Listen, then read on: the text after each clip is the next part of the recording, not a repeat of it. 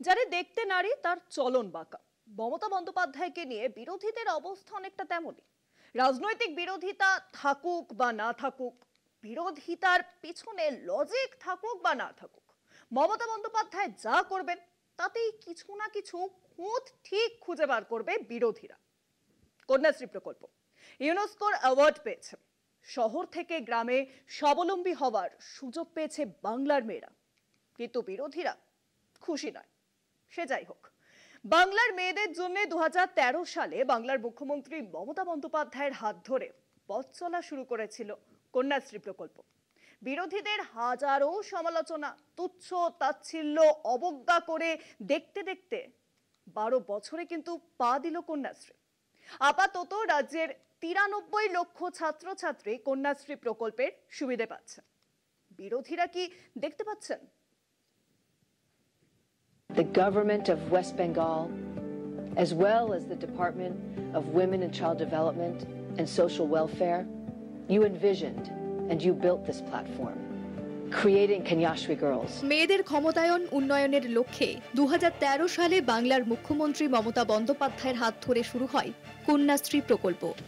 সেই থেকে পথ চলা। 93 লক্ষ বেশি কন্যাশ্রী বাংলায়।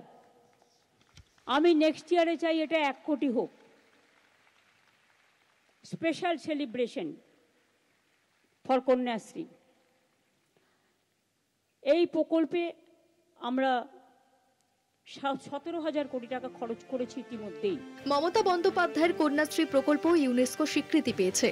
চলতি অর্থবর্ষে কন্যাশ্রীর থিম কেরিয়ার সংক্রান্ত সচেতনতা। কন্যাশ্রীর সাফল্যকে হাতিয়ার করে এদিন কন্যাশ্রীর মঞ্চ থেকেই কেন্দ্রকে আক্রমণ করেন মমতা।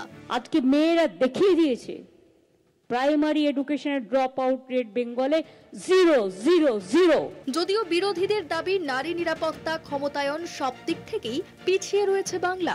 মেয়েরা সবথেকে বেশি স্কুলে গেছে, সবথেকে বেশি মাধ্যমিকের পরীক্ষার্থী, উচ্চ মাধ্যমিকের পরীক্ষার্থী, ডিগ্রি কলেজগুলোতে মেয়েদের সবথেকে বেশি ভর্তি।